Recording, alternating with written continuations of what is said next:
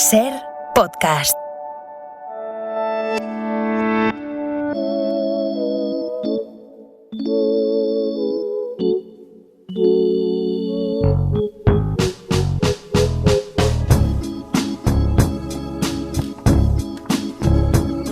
We find ourselves on different sides of a line nobody drew, though it only be one in the higher eye. Down here where we live, it is two. Out to my side, call the meek and the mild. You to your side, call the word. By virtue of suffering, I claim to have won. You claim to have never been heard. Both of us say there are laws to obey. Yeah, but frankly, I don't like your tone. You want to change the way I make love. I wanna leave it alone.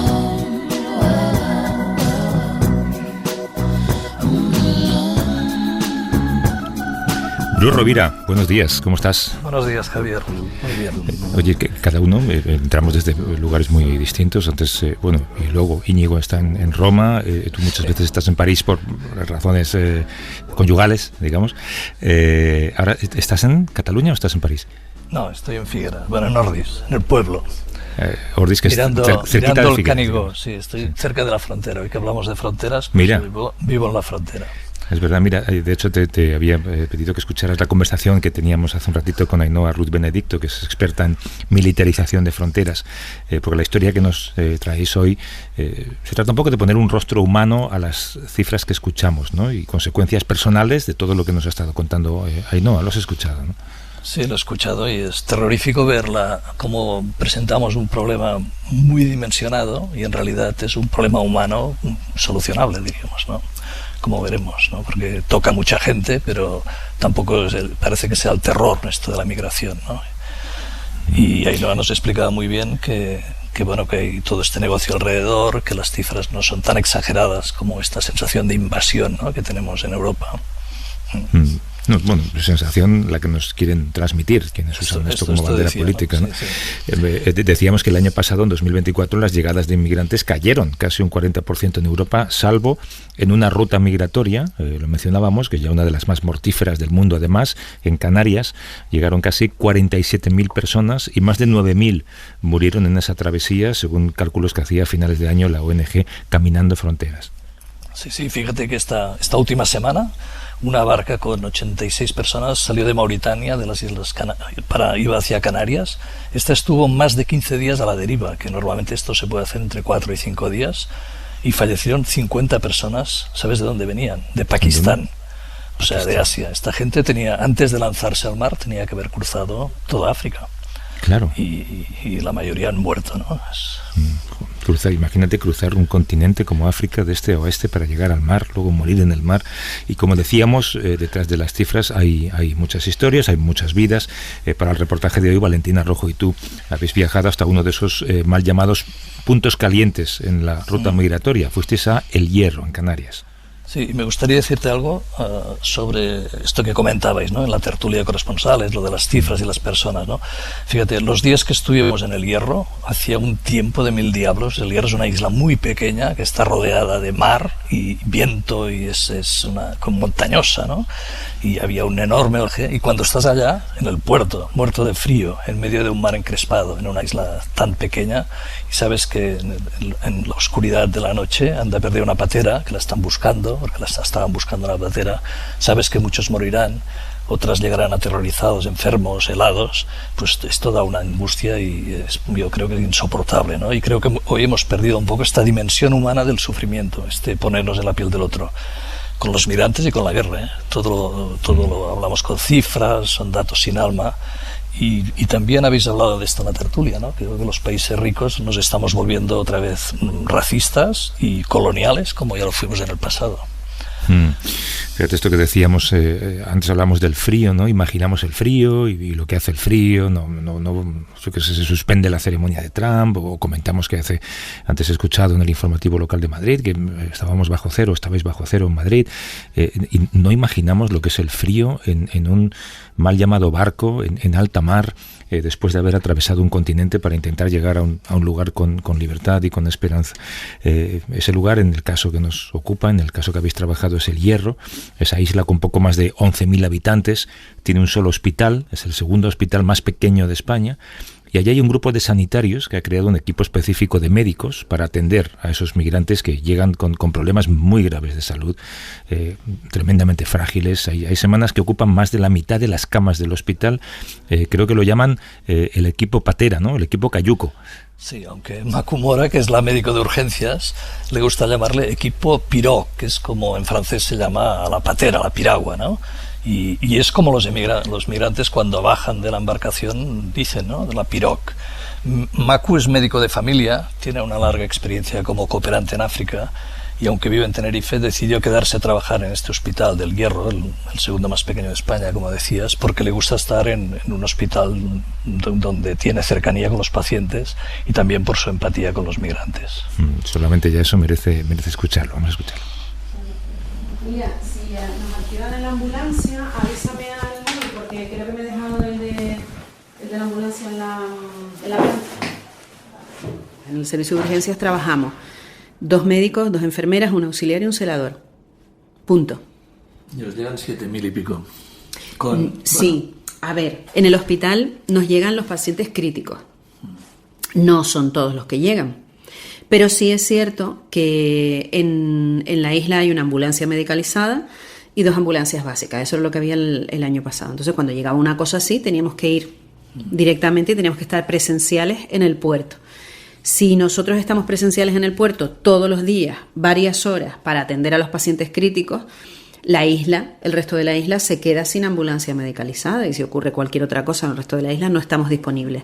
Entonces se constituye un equipo fijo creo que es un médico y 2 enfermeras, que cuando hay llegada de embarcaciones de migrantes están presencialmente y físicamente allí, y cuando no las hay, pues están en los centros de atención a extranjeros, y los médicos del hospital hacemos guardias de... Pero en todo caso se ha dividido, diríamos, antes era todo lo mismo, el hospital, y ahora tenéis un equipo... Solo lo que había. Y ahora habéis separado lo que sería el Hierro, el hospital. La ambulancia medicalizada sí que va a puerto, pero cuando llegan pateras con pacientes muertos o con un número muy elevado. Pues por ejemplo, como el martes, que hubo una llegada muy masiva de una gran cantidad de personas en estado crítico, muchos muertos, y entonces sí que la ambulancia medicalizada llegó a puerto, pero ya no vamos a todas las pateras como íbamos antes. Pasaron de 18 a 32 camas, con solo 2 médicos, 2 enfermeras, un auxiliar y un celador en urgencias. Sí, nos decían que las llegadas al Hierro, porque hace unos años se concentraban en los últimos meses del año, pero ahora es algo constante, ¿no? Bueno, ya hemos hablado que esta semana llega una, por ejemplo. En Navidad, sin ir más lejos, Macu nos contaba que hubo un día que trabajó 32 horas seguidas sin descansar. Qué bárbaro. Tuvieron que readaptar el hospital, claro. Sí, pusieron tomas de oxígeno en un pasillo, colocaron allí camas, adaptaron la sala de actos, ingresaron 10 personas en la sala de actos. Nos lo estuvo contando el médico de familia, Luis González García, que es el director médico del Hospital del Hierro. Esto es el pasillo, el lunes, por ejemplo, este pasillo, habían aquí 12 camas, 12 camillas de estas, pero a tope. Yo me acuerdo cuando llegó a la 1 de la mañana, estaban, digo, ¿qué hicieron aquí? Si no, lo montamos rápido, qué sé yo. Esto es lo que hemos ampliado aquí en el pasillo, cuando hay tomas de aire y tomas de vacío. Esto es urgencia. ¿No tenemos pacientes? No. Voy, espera. Y el salón de acto, vamos por aquí para enseñar el salón de acto, que es donde hemos puesto es donde tenéis la emergencia esta. Tenemos las sillas del salón de acto encima de la mesa. Sí, las sillas apiladas contra la pared. Y aquí ponemos las camas. Teníamos 10 camas aquí, te das cuenta que caben 10 o 12 camas aquí. Para seguir esto como si fuera una planta de hospitalización de arriba de planta, que ahí sí no podemos subir, lo ponemos aquí, lo tratamos como si fuera una planta de hospitalización normal. Lo que sí que habéis hecho es en el hospital más pequeño, creo, El segundo más pequeño del Estado español. de España. Es el que habéis tenido que organizaros por la emergencia mayor, ¿no? Sí, más que nada, por ejemplo, el lunes mismo por la madrugada llegaron 2 pateras muy jodidas, o sea, con gente malita. Llegaban unas 5 fallecidos y en la otra 1. Y yo me recuerdo que me llamaron a la 1 de la mañana. Luis, necesitamos ayuda. Estabas en casa durmiendo. Sí, en mi casa durmiendo. Me desperté, me pegué otra ducha y subí. Estuve hasta las 6 de la mañana aquí. Cuando llegué aquí al hospital habían 12 migrantes en urgencia, con todo el hospital lleno de personas, y fue una cosa que te decía, ¿qué me hago? Historias terribles, ¿no? Sí. Niños, ¿no? Traumatizados, niños en silencio. Nos murió otro día una niña de 2 años. Que estaba yo de guardia patera, salía de guardia de urgencia, y cuando llegué estaba la niña allí, dije, me llevo esta niña para arriba. Y nada, batallamos, y cuando la trasladamos a Tenerife, a la Candelaria, el hospital de referencia nuestro, falleció al llegar. ¿Qué tenía? Pues yo creo que una sepsis deshidratada, séptica, 15 días de patera, 15 días. Sí, llevan 15 días. Y son cosas. No habían comido, no habían... Tomando agua de mar y así. ¿Viajaba sola esta niña o con familia? No sé. Venía la madre y 2 hijos. Y la madre salió de allí, porque nos lo contó después, lo tuvimos que ingresar a la madre y su hermanito, que se había ido de su país, creo que era, si no más recuerdo, era Senegal, porque el marido la maltrataba, la pegaba todos los días y estaba... La mujer, sí. Y encima viene y se te muere la niña. Eso sí, eso nos tocó mucho. Tuvimos varios días, todos en urgencia nos mirábamos y llorábamos, porque era un destrozo, fatídico. Tú en esto te has hecho, tú empezaste, no, como médico, te ha venido esto, ¿no? Humanamente te vas haciendo con ellos porque lo estás viendo, y si eres médico y eres profesional sanitario, lo llevas dentro. Nosotros intentamos aquí en el hospital para humanizarlos aún más. Cuando llegan, viene el número de la patera, por ejemplo, ahora mismo la que llegue ahora va a ser la 278A, y el primero que se baja es el número 1. Ese es el número que tenemos de filiación de la patera, de la pulsera.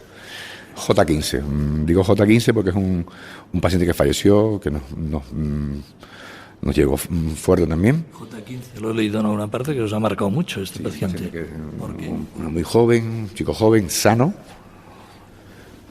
Yo fui a verlo, la imagen que tengo es ver sus 2 piernas súper inflamadas y goteando por los poros de los folículos pilosos, o sea, los pelos de las piernas, goteando pus. Lo mandé para arriba, estuve ingresado, se le empezó el tratamiento, pero ya 2 días falleció. Y ese es el J15. A raíz de eso, J15 ha habido, ya vamos por la Z, empieza la A, y si es el A15, pues puede que este año haber 3 A15. Entonces, no era difícil poder localizarlos. Entonces, ¿qué hicimos? Aparte de la letra de la patera, le pusimos el número de la patera, para que la A, la 272A, va a ser siempre la misma. Y como que no tienen nombre muchas veces, porque sobre todo los que fallecen pronto, pero... Las familias lo reclaman, ¿no? Llaman. Sí, de hecho, el otro día vino el sobrino de un paciente hablándome de J15. Le explicamos, humanamente lo que pudimos explicar, lo que sabíamos que le había pasado, y te quedas así. Es muy desesperante porque la incertidumbre de qué va a pasar dentro de 10 minutos, ahora estamos esperando a que llegue una patera que estaba perdida, que el IMER no la encontraba, un helicóptero de reconocimiento, la encontró el avión de salvamento, y estamos a punto esperando que llegue. Uy. Sí. Ya ha estado localizada. Cayuco. 66 millas estaba la Polimia. 66 millas, esto es lejos, ¿eh? Sí, de lejos. O sea que llegará de madrugada esta patera. Y hoy tampoco vas a dormir tú. Sí, hoy sí. Está mi compañero coordinador de urgencia de guardia. And when I see you, I really see you upside down.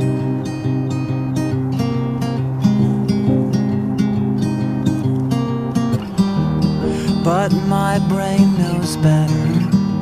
It picks you up and turns you around.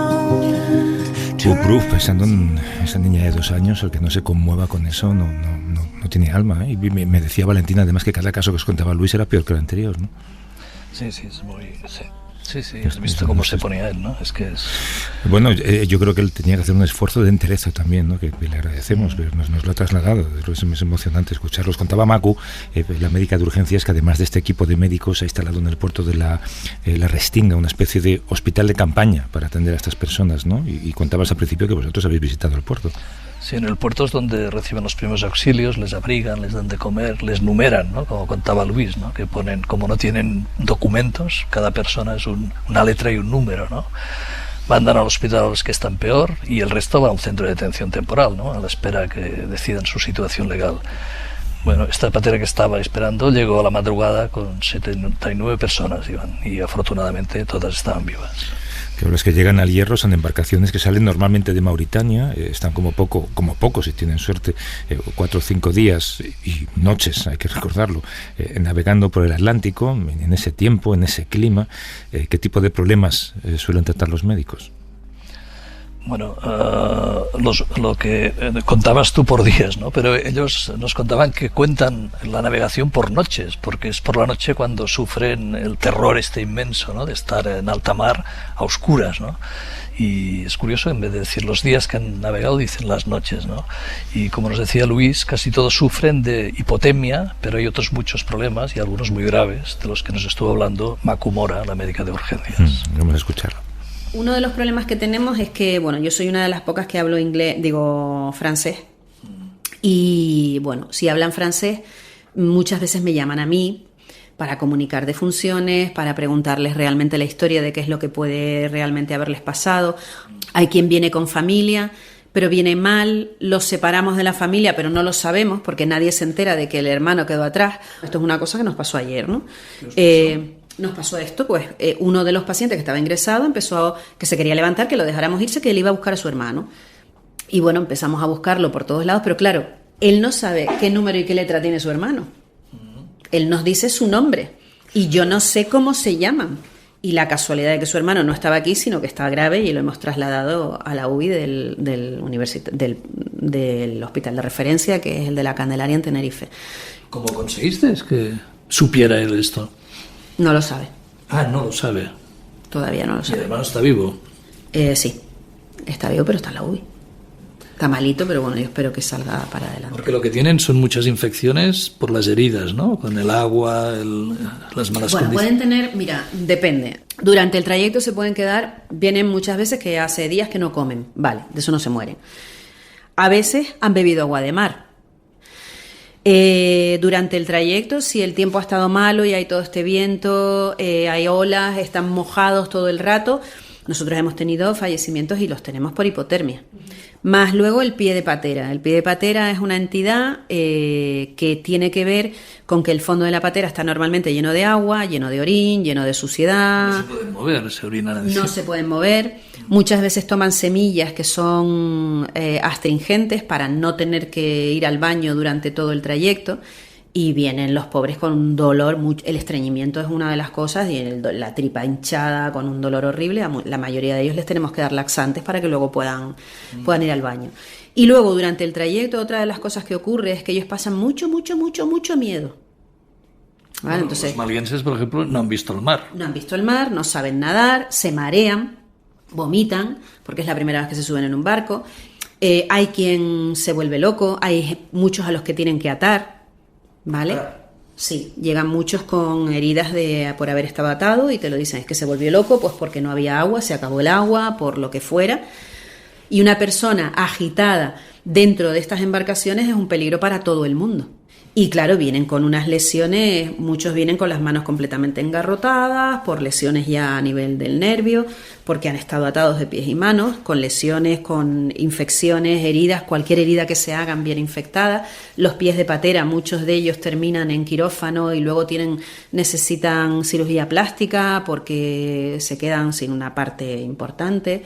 Luego los que vivir esto, ¿no? Porque creo que tú, por ejemplo, atendiste a un niño que vio cómo tiraban a su padre. Esto... Sí, eso no solamente niños, también hay adultos. O sea, ahora mismo tenemos un chico que se ha negado a comer porque vio cómo tiraban a su hermano al mar porque falleció y vio cómo su cuerpo era tirado al mar. Entonces tenemos un chico que puede tener 19 años y yo recuerdo ayer la enfermera era suplicándole que por favor que comiera algo, que llevaba 3 días sin comer. No quería comer, estaba muy triste. Porque estaba extremadamente triste. ¿Cómo supisteis que era el hermano? pues hablando con él en francés. Yo le pregunté... Os lo cuenta, ¿no? Todo esto que decías, Sí, que al principio al es final como cuenta. es un número y una letra y luego... Sí, lo que pasa es que, por ejemplo, los niños no tienen esa capacidad. Por ejemplo, hubo una patera que volcó cuando la estaban rescatando y hubo muy pocos supervivientes, porque además fue de noche y se ahogaron 60 y pico personas. 3 días después de que ocurriera eso, me llama la pediatra para que le haga una traducción con un niño de 11 años. Me decían que él por la noche le dolía la barriga y que de día le dolía la cabeza. Y de repente alguien me comentó, mira, este niño es un superviviente de esta patera. Y entonces le pregunté al niño si él había venido solo o venía con algún familiar en la patera. Sin grandes aspavientos empezaron a caerle lágrimas por los 2 ojos y me dijo que en la patera venía su hermano mayor y su hermana pequeña y que él había visto cómo se habían ahogado. Entonces el niño por la noche lo que tenía era dolor de barriga, luego tenía pesadillas, no podía dormir y de día le dolía la cabeza. O sea, estaba somatizando todo lo que había vivido y no era un problema físico realmente, era un menor de 11 años. Entonces, bueno, ante ese tipo de cosas, bueno, la pediatra enseguida, cuando ya le hice la traducción, lo cogió, le empezó a dar besos, empezó a darle abrazos, besos y tal, porque realmente es lo único que puedes darles, ¿no? No tienes medicina contra ese tipo de tragedias, ¿no? Love of mine, someday you will die, but I'll be close behind. I'll follow you into the dark, no blinding light or tunnels to gates of white, just our hands clasped so tight, waiting for the hint of a spark. If heaven and hell decide that they both are satisfied, and illuminate the nose on their vacancy signs. If there's no one beside you when your soul embarks, then I'll follow you into the dark. Vaya historias que habéis recogido, Bru, y hablábamos de las secuelas físicas y emocionales de esta travesía por el Atlántico en la gente que lleva tantos días y tantas noches en esas pateras, ¿no? Pero claro, escuchando a Macu, escuchando antes a Luis, ellos han tenido que llorar mucho también, ¿no? Hasta que ya adquieren esa piel, digamos, para poder hacer este trabajo y luego intentar dormir, ¿no? El personal sanitario que conviva a diario con esta realidad acabará muy tocado. Sí, y está. Lo que más les jode, diríamos, es la deshumanización de la que hablábamos, ¿no? Ellas están allí a pie del cañón y escuchan esta distancia, ¿no?, que la sociedad pone, ¿no? Las discusiones políticas, las cuotas, los menas, todo esto, ¿no? Fíjate, un día Macu iba hacia el hospital y escuchó por la radio el debate político precisamente sobre el reparto de migrantes.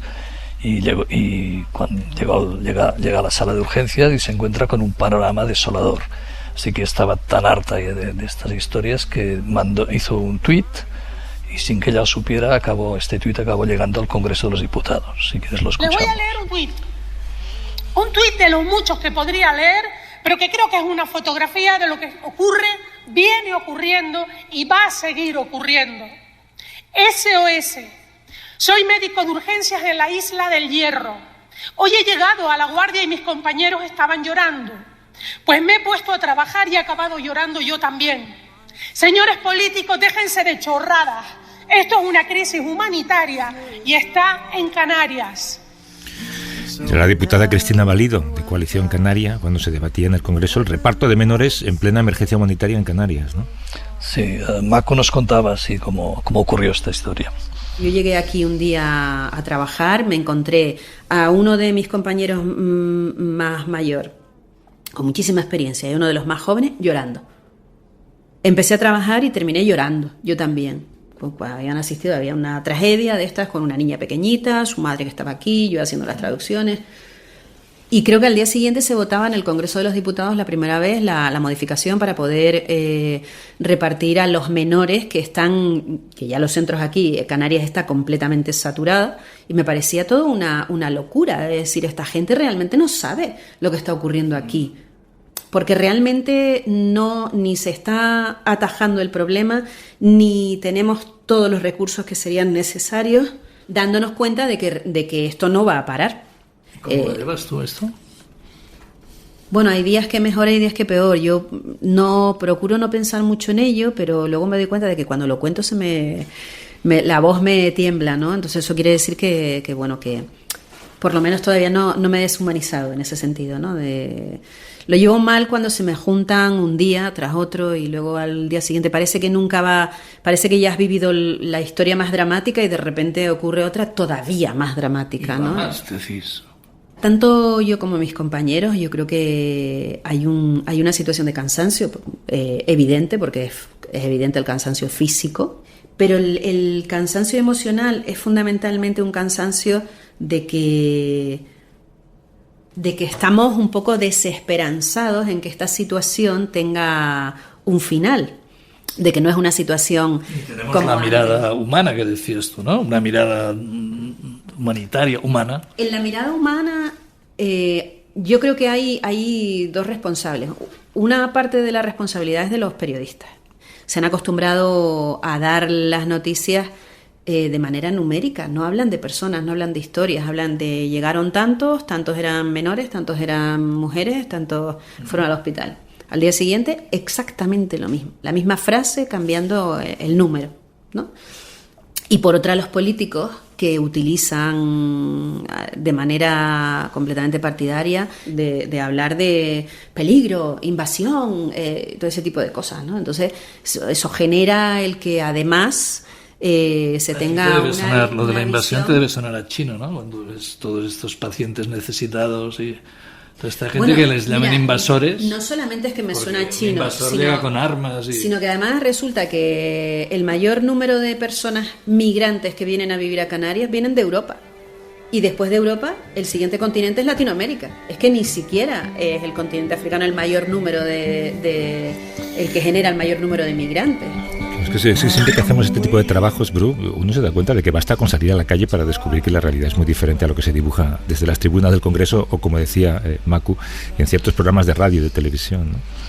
Sí, y también damos esta sensación de confrontación social y tal, ¿no? Pues resulta que en el Hierro, para atender esta emergencia, hay mucha gente que actúa de un modo solidario y se han oído muchos vecinos, ¿no? Se ha creado toda una red solidaria de personas que acogen en sus casas voluntarios que están siempre preparados para ayudar cuando llega algún cayuco a la isla. Algunos de ellos creo que están agrupados bajo un proyecto que se llama Corazón Naranja.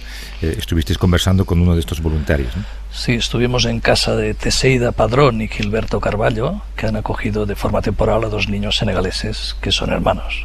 Vamos a escucharlo. Mi amor. Valle, estamos grabando una cosita, mi amor. Después, ahora ya jugamos. ¿Cómo se llama él? Valle. Es que hoy es viernes y no los llevamos a la plaza ni nada, entonces están medio mosqueados. ¿Cuántos tenéis ahora? Dos hermanos. Uno de 10, que salió, ya. Y Adama de 12. ¿Y cómo es la historia de estos 2 hermanos? Pues estos 2 hermanos llegaron el año pasado a Tenerife, el 20 de julio, con su padre. Y bueno, por situaciones de la vida, su padre ahora mismo no los puede atender y nos llamaron a ver si podíamos acogerlos nosotros. Por el momento. ¿Está en la isla o está en Tenerife? Tienen visitas mensuales con él en Tenerife, los llevo yo. De hecho, mañana me toca ir a Tenerife. Vamos en el primer vuelo, venimos en el último. Los ven y con las madres y los hermanos que están en Senegal, sí que con el móvil ellos ya hacen videollamada desde que quieren. Con su teléfono y llaman a su madre y hablan con ella y con los hermanos y con todos los vecinos que se pasen por allí en ese momento. Van todos saludando y se van hablando, sí. ¿De hijos propios cuántos tienen? Tenemos 2 chicas y un chico, una biológica y 2 adoptados. Pablo lo adoptamos en Gran Canaria, pero de madre colombiana. Y Aidana fuimos a Rusia a buscarla. ¿Y ellos cómo viven esto? Cuando discutisteis coger emigrantes y tal, ¿qué dijeron? Tuvo reñida la cosa. ¿Por qué? Porque ganamos 3-2. Había un empate a 2 de inicial y me tocaba a mí decidir. Porque la discusión que tuviste es de qué iba de eso de la despedida, si se iban, el problema gordo el más gordo era el idioma. Fuimos a Tenerife a los acoplamientos de las visitas que tuvimos que hacer y tal, y ya los chicos hablaban español lo suficiente, en apenas 3 meses. Para lo que eran normas, órdenes, lo que era la vestimenta, ropa, desayunos, nación. Digo, no, con estos tíos ya podemos decirle, mira, esto no se hace, o esto se hace así, o esto tal, ya lo pillaban. ¿Ellos hablan francés o wolof? Porque francés hablan los que van al cole y ellos no habían ido al cole. Socialmente, el hecho de acoger, como habéis hecho vosotros, ¿cómo se vive? Los migrantes vienen aquí, eso no los ve nadie. Lo vemos nosotros porque estamos de voluntarios. Aquí ellos llegan a la Restinga, los reciben, después de la Restinga los pasan a un CATE, a un centro de atención que lo lleva la Policía Nacional, donde el primer registro y las primeras inscripciones se hacen ahí, y de ahí los largan al CATE o al centro de Tenerife. Sin embargo, hay algunos que se quedan en las familias, ¿no? Hay familias solidarias que acogen. Eso sí, hay varias. Ya hay 7, 8 que han salido del centro de menores y no se han querido ir, y bueno, ha habido familias que con los que ellos han tenido contacto y tienen algún vínculo y los acogen y se quedan. Nosotros tuvimos a uno de 21 años, 18 meses, aquí también. ¿Y la motivación cuál es, por vuestra parte? Pues darle oportunidad a la gente que quiere venir y probar a salir adelante en otro sitio donde su tierra no puede. Nosotros aquí en El Hierro casi todos tenemos un tío, un primo, un padre, un abuelo que fue migrante. Antes mi padre, mis abuelos viajaron y mis tíos, todos a Venezuela, algunos a Cuba, Argentina. Entonces aquí estamos muy socializados con el tema de la migración. Han venido muchos venezolanos, ecuatorianos, peruanos. Aquí viene mucha gente también emigrando buscando un futuro. Y ellos no son peores que los demás. Maybe in 10 years you'll call me on your telephone, wondering if I'm all alone. Remember how we knew each other in 10 years. Pues, Bru, me queda la duda imaginaria de pensar si uno de estos políticos, que cada uno le ponga la cara que quiera o el nombre que quiera, con discursos no ya anti-inmigración, sino anti-inmigrantes, si pasara un día en ese hospital, ¿no?, y mirase a los ojos a alguno de esos niños, esas niñas de las que hablan los médicos, si algo cambiaría en él, ¿no? Si se daría cuenta del daño que hace o de la crueldad de ese discurso. Yo creo que sí, ¿eh? Yo creo que sí, que hay mucha distancia entre la realidad y el discurso público, ¿no? Yo la verdad es que, bueno, Valentina y yo regresamos muy tristes del Hierro, ¿eh? Porque es realmente muy duro, muy tocado, sí. Pues os agradezco el trabajo, Bru Rovira. Hasta la próxima, espero que sea pronto. Cuídate mucho. Venga, buenos días. Hasta luego.